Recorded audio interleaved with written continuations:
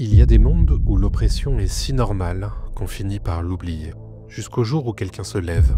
Andor raconte ce jour-là. Le protagoniste, Cassian Andor, au début de la série, c'est un homme sans d'autre cause que la sienne, jusqu'au jour où tout bascule, où l'Empire frappe trop fort. Andor, c'est l'histoire d'un réveil, celui d'un homme, mais aussi d'une galaxie. Une série Star Wars à contre-courant, sans sabre laser, ni prophétie. Car qui a dit qu'il fallait un sabre laser pour rendre Star Wars intéressant ? Star Wars, c'est bien plus que cela, et c'est en 2022 que Disney l'a appris avec la diffusion d'Andor. Une série qui parle de résistance et du prix qu'on paye pour la liberté. Aujourd'hui, je vous propose une immersion dans le monde d'Andor, une histoire qui n'est pas celle d'un Jedi ou d'un élu. C'est celle d'un homme ordinaire, broyé par une galaxie impitoyable, jusqu'au jour où il a décidé que fuir ne suffisait plus. Mais avant de parler de Cassian Andor, donnons un peu de contexte à cette fresque que je vais vous peindre. La République est tombée. Avec le vote des pleins pouvoirs à Palpatine, le chancelier est devenu empereur et a instauré partout dans la galaxie la loi de l'Empire. C'était il y a très exactement 14 ans, au moment où la série Andor débute sa saison 1. Avec l'Empire s'est créé un gigantesque appareil d'État qui vise à la répression de tous les comportements un tant soit peu rebelles. À sa tête, le Bureau de sécurité impériale, quartier général du renseignement qui permet à l'Empire galactique d'à peu près tout savoir et de lancer si besoin des opérations vengeresses. Partout dans la galaxie, les soldats de l'Empire ou des corporations privées qui le servent ont instauré un système d'oppression. Si certains espèrent prouver leur valeur à la machine étatique de l'Empire pour avancer leur statut social, d'autres, dans les mondes du centre comme de la bordure extérieure, rêvent de vivre libérés du joug impérial. Mais l'Empire est trop puissant et rien ne semble capable d'ébranler son emprise sur la galaxie. Des propres termes de Luthen-Rael, l'Empire nous étouffe si lentement qu'on ne s'en rend même plus compte. Alors il y a bien certains qui osent fomenter depuis Coruscant des complots plus vastes. C'est le cas de Luthen-Rael et de Mon Mothma. Sénatrice à la capitale galactique, Mon Mothma tente d'œuvrer pour un réveil du Parlement quant aux exactions de l'empereur. Autant dire que personne ne l'écoute. Mais à ses risques et périls, Mon Mothma tente d'organiser des efforts, disons, plus souterrains pour faire tomber l'Empire. Et pour ça, elle a besoin d'argent. De beaucoup d'argent. C'est là que Luthen-Rael entre en jeu. À Coruscant, il est un antiquaire en contact avec Mon Mothma qui l'utilise pour transférer des fonds dans des opérations rebelles de plus ou moins grande ampleur. Mais à l'échelle individuelle, on ne peut rien contre cette machine d'oppression parfaitement huilée qu'est l'Empire. Cassian Andor, parfait voleur habitant sur Ferrix, n'a aucune velléité de rébellion. Ce qu'il souhaite, lui, c'est quitter la planète industrielle sous contrôle impérial. Et peu importe si les autres habitants de Ferrix restent, eux, sujets à l'oppression. Il ne pense qu'à lui et à ses proches. Et c'est tout. On verra dans le courant de la saison 1 à quel point les événements vont le changer. Voilà pour le contexte. Il est désormais temps de plonger dans le parcours atypique de Cassian vers la rébellion. Cassian Andor a 28 ans et vit sur Ferrix, un monde minier sous contrôle de l'Empire où tous travaillent à en crever pour atteindre les quotas imposés. Au début de la série, Cassian a deux objectifs. Échapper à ce bourbier en compagnie de sa mère adoptive, Marva, et retrouver sa sœur, Kerry, perdue près de 20 ans plus tôt. C'est pour ça qu'au début de la série, il se rend sur la planète Morlana-Wan, où il pense pouvoir la retrouver. Sur place, cependant, il n'obtient que peu de renseignements, mais est abordé par deux agents véreux de la corporation Priox Morlana, aussi appelée Primor, qui souhaitent le racketter de ses crédits. Et Cassian ne se laisse pas faire, à tel point qu'un des deux tombe à terre, mort, et alors qu'Andor tient l'autre agent en joue, celui-ci promet de ne rien dire pour garder la vie sauve. Mais Cassian ne veut pas de témoin. Il appuie sur la gâchette, et c'est donc en auteur d'un double meurtre qu'il rentre sur Ferrix. Les autorités de la corporation Primor auraient plutôt tendance à passer la chose sous silence, et c'est sans compter le zèle d'un certain Syril Karn, qui a bien l'intention d'enquêter pour obtenir une promotion. Il se met donc sur la piste de Cassian Andor et organise une opération punitive sur Ferrix pour retrouver le meurtrier. Pendant ce temps, Cassian espère vendre un système d'astronavigation impériale à bon prix. Il implore son ex-compagne Bix Kalin d'appeler son contact pour l'aider. Ce contact, c'est Luthen-Rael. On l'apprendra plus tard, Luthen est déjà à la manœuvre pour déstabiliser l'Empire, et s'il s'intéresse à la pièce que vend Cassian, c'est surtout pour ses dons de voleur qu'il s'est déplacé. Mais alors qu'Andor est prêt à refuser, ils sont tous les deux attaqués par les agents de Primor, menés par Syril Karn, et doivent coopérer pour fuir les lieux. La fuite de Cassian, dans des circonstances disons explosives, signifie un échec cuisant pour Syril Karn, qui est tout simplement viré par la corporation et doit donc rentrer à Coruscant auprès de sa mère. C'est une destitution qu'il vit particulièrement mal. Luthen explique plus tard à Cassian qu'il veut de lui dans son mouvement rebelle, mais Andor n'est pas intéressé. Il déteste l'Empire, bien sûr, mais il veut simplement retrouver sa liberté. Dès qu'il aura suffisamment d'argent, il quittera tout et ne reviendra pas en arrière. Résigné, Luthen lui propose de l'argent pour une mission. Une seule mission, c'est donc en mercenaire que Cassian rejoint une opération secrète sur la planète Aldhani. Objectif, voler la paye trimestrielle de tout un secteur impérial. Et si la mission est un succès, Andor aura dans sa poche 200 000 crédits pour lui, rien que ça.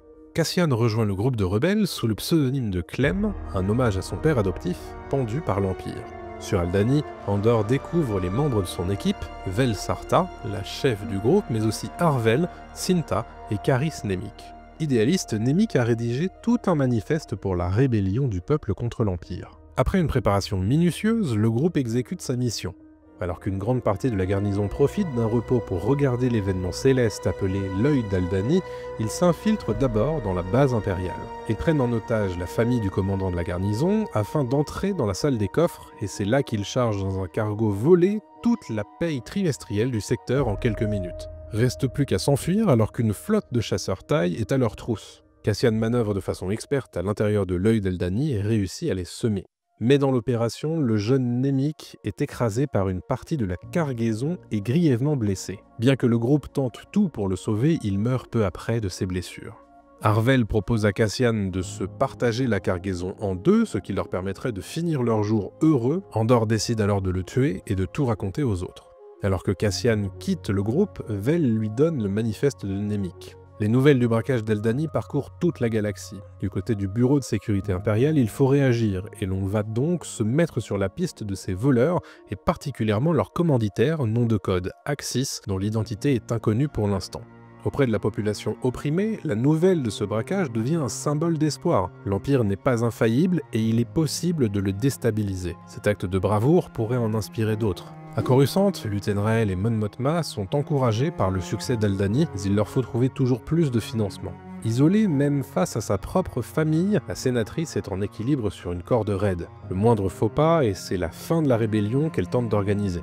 Dans une tentative pour justifier certaines de ses dépenses personnelles, qui vont en réalité à la rébellion, elle fait appel à un oligarque corrompu de Chandrila. Celui-ci est intéressé, mais seulement si elle accepte que leurs enfants se rencontrent. On découvre donc dans cette saison 1 que Mon Mothma, mère de la rébellion, est prête à tout sacrifier pour tenter de renverser l'Empire.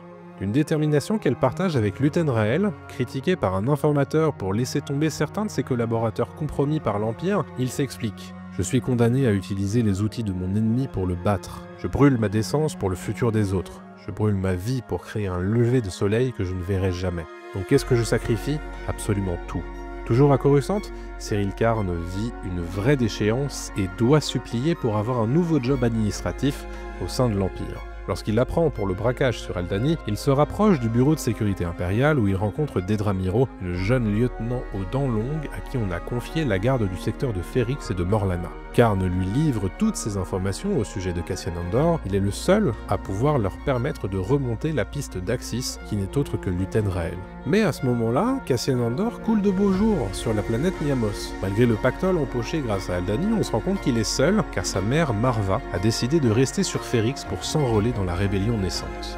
Tout va donc pour le mieux pour Andor, mais il est vite rattrapé par la dure réalité d'une galaxie sous contrôle impérial. Lors d'un esclandre avec un Shore Trooper, il est accusé d'activité anti-impériale. Arrêté, il est jugé en comparution immédiate et condamné à 6 années d'emprisonnement. Cassian est ensuite transféré au centre pénitentiaire de Narkina 5. Non content d'avoir construit une prison au beau milieu d'un lac, l'Empire l'a pensé comme une véritable usine où les prisonniers sont entassés sur 8 niveaux de telle sorte à ce qu'ils ne puissent pas communiquer entre eux. Autre fait important, le sol de la prison est électrifié, ce qui permet aux gardes de rendre les prisonniers dociles, voire de causer leur mort. Sur place, chaque unité de prisonniers travaille sur des équipements très précis destinés à l'assemblage de l'étoile de la mort. Kinoloy, prisonnier responsable de l'étage où se trouve Cassian, est très à cheval sur les règles et tue dans l'œuf toute tentative de rébellion chez ses camarades de prison, car pour lui, il ne reste que quelques jours avant d'avoir purgé sa peine. Mais lorsqu'il apprend qu'en réalité, personne ne quittera jamais les prisons de Narkina 5, il voit rouge et accepte de suivre le plan d'Andor.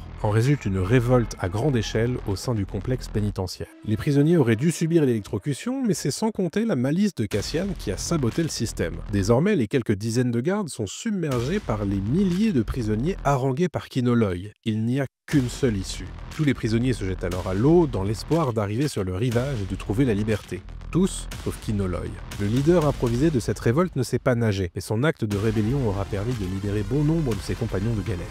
Cassian, accompagné d'un codétenu nommé Melchi, réussit à gagner le rivage et finit par retourner à Niamos. C'est là qu'il apprend que sa mère Marva est décédée à Ferrix et que les obsèques vont bientôt avoir lieu. C'en est trop pour Andor.